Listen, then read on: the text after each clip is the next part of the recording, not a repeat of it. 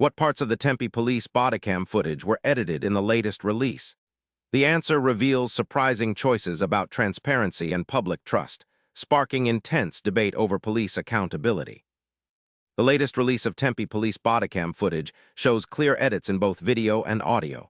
Officials removed several seconds of footage around the incident's peak moments, including parts where sensitive information or bystanders' faces appeared. These redactions were reportedly made to protect privacy and ongoing investigations.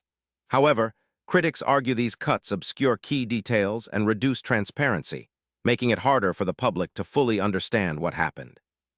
The timing of the edits is especially important. The first 30 seconds of bodycam footage, plus several moments immediately after the confrontation, were edited. These parts are crucial because they capture the initial encounter and reactions. By editing these segments, viewers lose context on how the situation escalated and the officers' responses. This selective editing fuels debates on whether the footage is a full representation or a curated narrative. Tempe police officials explained that the edits follow legal guidelines designed to protect privacy and preserve the integrity of ongoing investigations. They emphasize that the released footage still provides substantial transparency while complying with laws around sensitive content. This balance between openness and privacy is common in police footage releases, though it remains controversial. Some see it as necessary, others view it as a way to control narrative. The public reaction to the edited footage has been mixed but largely critical.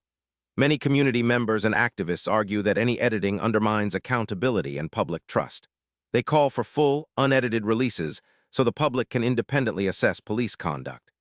This demand highlights a broader national conversation about transparency and reform in policing, where every second of footage can influence public opinion and justice outcomes. The edited parts of the Tempe police bodycam footage raise important questions about transparency, privacy, and public trust. Understanding what was removed and why helps you see the challenges in balancing openness with legal protections. If you want to stay informed about questions like this, hit subscribe for daily answers you didn't know you had.